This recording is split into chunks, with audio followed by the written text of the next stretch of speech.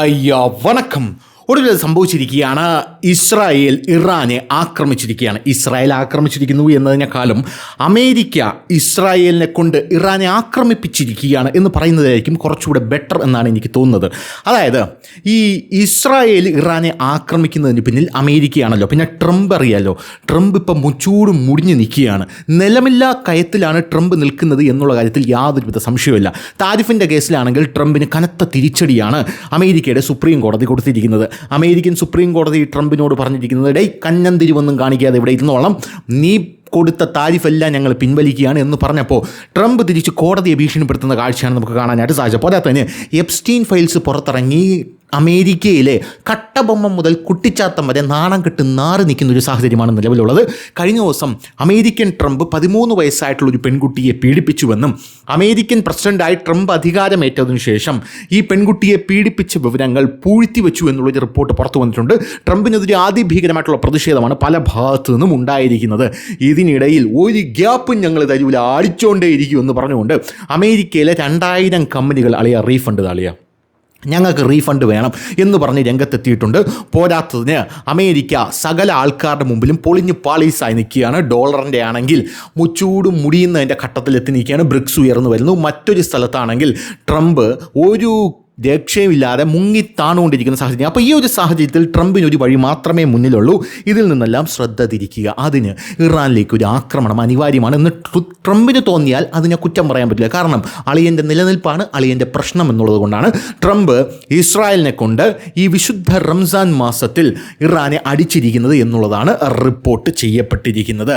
നേരത്തെ തന്നെ ഈ പാശ്ചാത്യ രാജ്യങ്ങൾക്കിടയിലും പിന്നെ ഇന്ത്യക്കാർക്കിടയിലും ഒരു ചൊല്ലുണ്ട്. അതായത് 11 മാസം ബോംബും 1 മാസം നോമ്പും എന്ന് കളിയാക്കി പറയുന്നൊരു സാഹചര്യം ഉണ്ടായിരുന്നു. പാശ്ചാത്യ രാജ്യങ്ങളും ഇന്ത്യക്കാരും പിന്നെ ട്രോളായിട്ടൊക്കെ ഈ സംഭവം വരാറുണ്ടായിരുന്നു. പക്ഷേ ഇപ്പം നേരെ തിരിച്ചാണ്. അതായത് റംസാൻ എപ്പോൾ തുടങ്ങുന്നു അപ്പം ചറ അടിയാണ്. എവിടെ തിരിഞ്ഞാലും അടി. അടിമാലി ഫാമിലി എന്ന് ചോദിക്കുന്നത് പോലെയാണ് അടി ഉണ്ടായിരിക്കുന്നത്. ടെഹ്റാനിലടക്കം ഇസ്രായേൽ തീമഴ പെയ്ച്ചു എന്നുള്ള റിപ്പോർട്ടുകൾ പുറത്തു വരുന്നു. അതിനുശേഷം ഇറാൻ്റെ ആദ്യത്തെ പ്രതികരണം എന്ന് പറയുന്നത് നല്ല മാസമായിട്ട് ഇറാൻ പ്രതികരിച്ചിട്ടുണ്ട്. അതിലൊന്നും ഇറാനെ കവച്ചു വയ്ക്കാൻ പറ്റില്ല. ഇറാൻ പറഞ്ഞിരിക്കുന്നത്, നിങ്ങൾ യുദ്ധം തുടങ്ങി, ഞങ്ങളത് അവസാനിപ്പിക്കും എന്ന് പറഞ്ഞ് കമനയി ഓടി ബംഗറിലോട്ട് ഒളിച്ചു. ഇതാണ് നമുക്ക് കാണാനായിട്ട് സാധിക്കുന്നത്. എന്തായാലും ഇസ്രായേലിനെ കൊണ്ട് ഇറാനെ ആക്രമിപ്പിച്ച് അവിടെ ഒരു പുതിയ ഭരണകൂടത്തെ കൊണ്ടുവരാനാണ് അമേരിക്കയുടെ ശ്രമം എന്നുള്ള കാര്യത്തിൽ തർക്കമില്ല.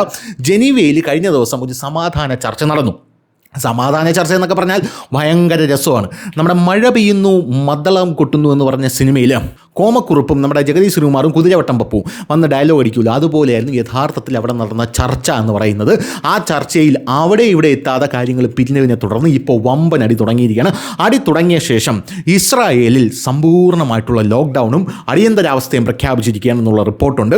പിന്നെ ഇന്ത്യ, അതായത് ഇറാനും ഈ അമേരിക്കയും തമ്മിൽ അടി തുടങ്ങിയാൽ, അതായത് ഇറാനും ഇസ്രായേലും അമേരിക്കയും തമ്മിൽ അടി തുടങ്ങിക്കഴിഞ്ഞാൽ ഈ അവസരം മുതലെടുത്ത് പാകിസ്ഥാനിൽ നിന്നും പല നീക്കങ്ങളും വരാനുള്ള സാധ്യതയുണ്ട്. അത് ഇറാനിലേക്കും വരാം, ഇന്ത്യയിലേക്കും വരാം. ഇത് കൃത്യമായി ഇന്ത്യക്ക് അറിയാം. അതുകൊണ്ടാണ് കഴിഞ്ഞ ദിവസം നമ്മളെല്ലാവരും ശ്രദ്ധിച്ചു കാണും ഈ വാർത്ത.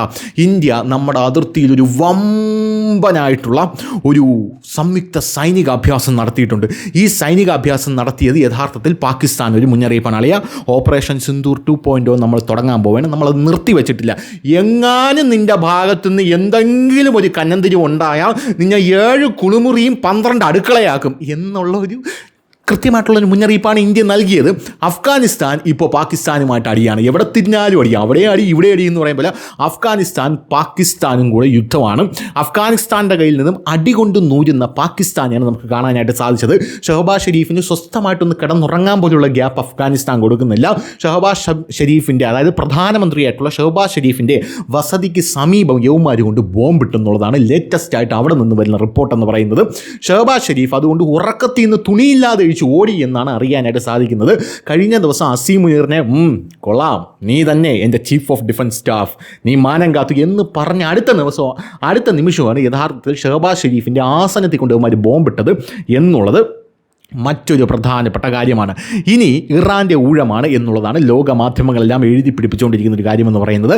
ഇറാൻ്റെ ഊഴം എന്ന് പറഞ്ഞാൽ ഇറാൻ്റെ പ്രത്യാക്രമണം ഏത് രീതിയിലായിരിക്കുമെന്ന് ചോദിച്ചാൽ നേരത്തെ തന്നെ ഇറാൻ പറഞ്ഞിട്ടുണ്ട്, ഒരടിയെങ്ങാനും നമുക്ക് കിട്ടിയ അമ്മച്ചിയാണ് GCC രാജ്യങ്ങളിലോട്ടെല്ലാം നമ്മൾ ചറപറാന്ന് മിസൈൽ വാരിയിടും, അതിലൊന്നും യാതൊരുവിധ തർക്കവുമില്ല, നമ്മൾ മാത്രം അനുഭവിച്ചാൽ പോലല്ലോ അവന്മാരും കൂടെ അനുഭവിക്കട്ടെ പുല്ല് എന്നുള്ള രീതിയിലാണ് ഇറാൻ്റെ പ്രതികരണം പല ഭാഗത്തു നിന്നും വന്നുകൊണ്ടിരുന്നത്. അതുകൊണ്ട് തന്നെ GCC രാജ്യങ്ങളെല്ലാം സമ്പൂർണ്ണമായിട്ടുള്ള ജാഗ്രതയാണ് ഇപ്പോൾ പാലിച്ചുകൊണ്ടിരിക്കുന്നത്. ഈ അവസരം മുതലെടുത്ത്, അതായത് പാകിസ്ഥാനും അഫ്ഗാനിസ്ഥാനും ഇപ്പോൾ അടിയാണല്ലോ, പാകിസ്ഥാൻ ഓൾറെഡി പറയുന്നുണ്ട് അഫ്ഗാനിസ്ഥാൻ്റെ പിറകിൽ ഇന്ത്യയാണ്, അഫ്ഗാനിസ്ഥാൻ്റെ പിറകിൽ ഇന്ത്യയാണ് എന്ന് ഉറക്കത്തിൽ നിന്ന് വരെ എണീച്ച് അസീം മുനീർ പറയുന്ന ഒരു കാഴ്ചയാണ് കാണാൻ സാധിക്കുന്നത്. പിന്നെ ഖാജ ആസിഫ് പരസ്യമായിട്ടും പറഞ്ഞു അഫ്ഗാനിസ്ഥാൻ്റെ പിറകിൽ ഇന്ത്യയാണ്, കാരണം എന്തോരം മിസൈലും എന്തോരം ഡ്രോണുകളൊക്കെ വെച്ചാണ് ഇവന്മാർ ആക്രമിക്കുന്നത്, അമ്മാതിരി ആക്രമണം ഇവന്മാർ നടത്തുന്നത്. ഈ ഡ്രോണൊക്കെ യുവമാർക്ക് എങ്ങനെ കിട്ടി? യുവമാർ സത്യം പറഞ്ഞാൽ അമ്പും വില്ലും കൊണ്ട് ഫൈറ്റ് ചെയ്യുന്ന ടീമാണ്. ഈ അമ്പും വില്ലും ഫൈറ്റ് ചെയ്യുന്ന ഈ ടീമിൻ്റെ കയ്യിൽ ഈ ഡ്രോണൊക്കെ കിട്ടി എന്ന് പറയുന്ന സംഭവങ്ങൾ അവിശ്വസനീയമാണ്, ഞങ്ങൾക്കിത് വിശ്വസിക്കാൻ പറ്റുന്നില്ല, ഇതിൻ്റെ പിറകിൽ ഇന്ത്യയാണെന്ന് പറഞ്ഞെത്തിയിട്ടുണ്ട്. അതുകൊണ്ട് പാകിസ്ഥാനും അഫ്ഗാനിസ്ഥാനും തമ്മിലുള്ള അടി വൈകാതെ അത് ഇന്ത്യക്ക് നേരെ വരാനുള്ള ഒരു സാധ്യത നമ്മൾ കാണുന്നുണ്ട്. അതുകൊണ്ടാണ് നമ്മുടെ ഇന്ത്യൻ പ്രധാനമന്ത്രി ഓടി ഇസ്രയേലിൽ പോയത് എന്ന് നമുക്ക് എല്ലാവർക്കും അറിയാം. അവിടെ ഇതിൻ്റെ ചർച്ചകളൊക്കെ നടന്നിട്ടില്ലെന്നാണോ നിങ്ങൾ വിചാരിക്കുന്നത്?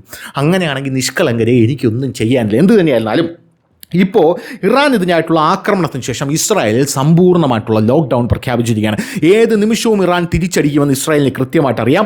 സ്കൂളുകൾ, കോളേജുകൾ, ഓഫീസുകൾ എന്നിവയെല്ലാം തന്നെ അടച്ചിട്ടോ മോനെ, ഇതൊരു വമ്പൻ യുദ്ധമാണ് വരാൻ പോകുന്നത് എന്നവർ കൃത്യമായിട്ട് പറഞ്ഞിരിക്കുകയാണ്. അതിൻ്റെ ഇടയിൽ റഷ്യ നേരത്തെ തന്നെ ഇറാന് ഇതും പ്രഖ്യാപിച്ച് രംഗത്തെത്തിയിട്ടുണ്ട്, പിന്തുണ പ്രഖ്യാപിച്ച്. അതിൻ്റെ പുറകെ ചൈനയും എത്തിയിട്ടുണ്ട്. ചൈന അമേരിക്കയോട് പറഞ്ഞത് പൊന്നു മോനെ നടക്കില്ല, ഇങ്ങനെ എങ്ങാനും അടി ഉണ്ടാക്കാനാണ് പരിപാടിയെങ്കിൽ ഞങ്ങളെല്ലാം ഒരുമിച്ച് കൂടുമെന്നാണ് പറഞ്ഞിരിക്കുന്നത്. പിന്നെ ഇന്ത്യയെ സംബന്ധിച്ച് പറയുകയാണെങ്കിൽ, ഇന്ത്യയുടെ സ്റ്റാൻഡിനെ സംബന്ധിച്ച് പറയുകയാണെങ്കിൽ ഇസ്രായേലും ഇറാനും രണ്ടുപേരും ഇന്ത്യയുടെ സുഹൃത്തുക്കളാണ്. നമ്മുടെ പൊതുശത്രു എന്ന് പറയുന്നത് പാകിസ്ഥാനാണ്. ഇവനെ ഒതുക്കുക എന്നുള്ളത് മാത്രമേ ഉള്ളൂ നമ്മുടെ ലക്ഷ്യമെന്ന് പറയുന്നത്. പിന്നെ അമേരിക്ക ഇറാനിൽ കയറി അടിക്കുന്നത് ഇന്ത്യക്ക് ഒട്ടും താല്പര്യമുള്ള കാര്യമല്ല. അതുകൊണ്ടാണ് ഐക്യരാഷ്ട്രസഭയിൽ പണ്ട് മൻമോഹൻ സിംഗ് ഭരിച്ചിരുന്ന സമയത്ത് അമേരിക്കയെ പേടിച്ച് ഇറാനെതിരെ ഇന്ത്യ വോട്ട് ചെയ്തിട്ടുണ്ടായിരുന്നു. പക്ഷേ ഇന്ത്യൻ പ്രധാനമന്ത്രി നരേന്ദ്രമോദി അങ്ങനെയല്ല, ഇറാന് അനുകൂലമായിട്ടാണ് ചരിത്രത്തിലാദ്യമായിട്ട്, അതായത് അമേരിക്കയെ എതിർത്തുകൊണ്ട് ഇന്ത്യ വോട്ട് ചെയ്തത് എന്നുള്ളൊരു കാര്യം കൂടെ നമ്മളിവിടെ എടുത്തു പറയണം.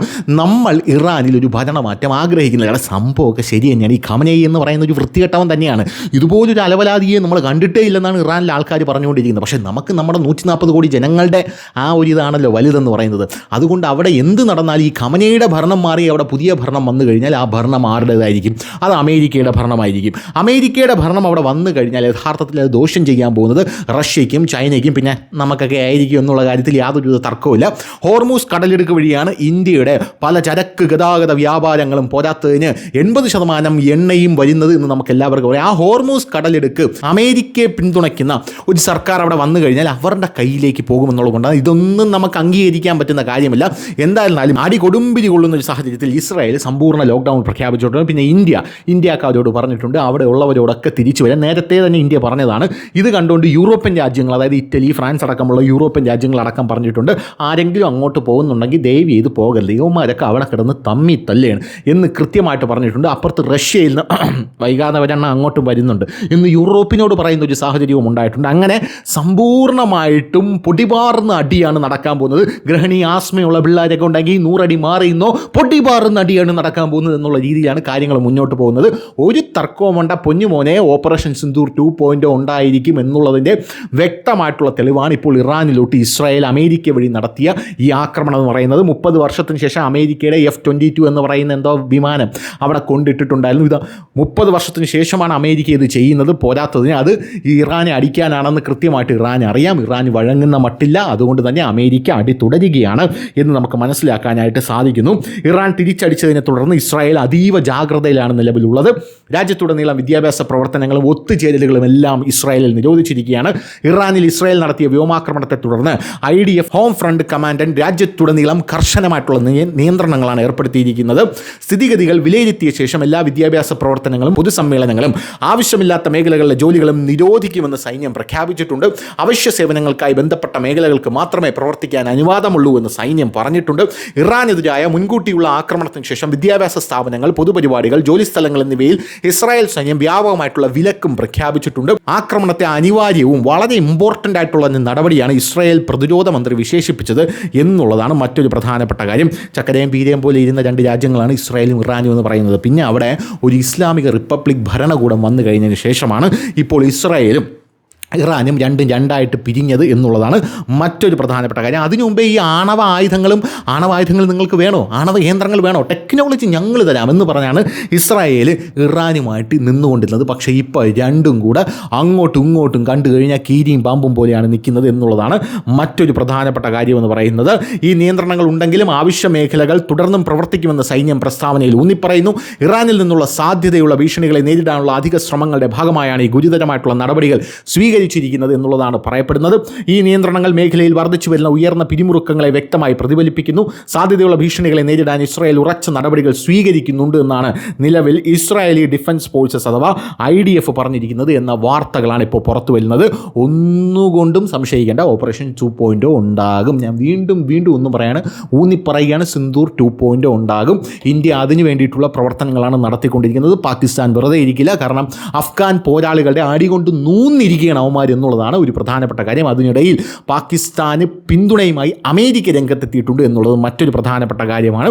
അടിച്ച് തൊലച്ചിട്ടേ അടങ്ങുമെന്ന് നേരത്തെ തന്നെ ഇന്ത്യൻ പ്രധാനമന്ത്രി അടക്കമുള്ളവർ പറഞ്ഞ സാഹചര്യത്തിൽ ഇന്ത്യൻ സൈന്യത്തിന് ഫ്രീ ഹാൻഡ് കൊടുക്കാനുള്ള സാധ്യതയും നമുക്ക് തള്ളിക്കളയാനാകില്ല. ഉടനെ തന്നെ അത് കൊടുത്തേക്കും. സർ ക്രീക്കിലടക്കം വലിയ രീതിയിലുള്ള ജാഗ്രത പ്രഖ്യാപിച്ചിട്ടുണ്ട്.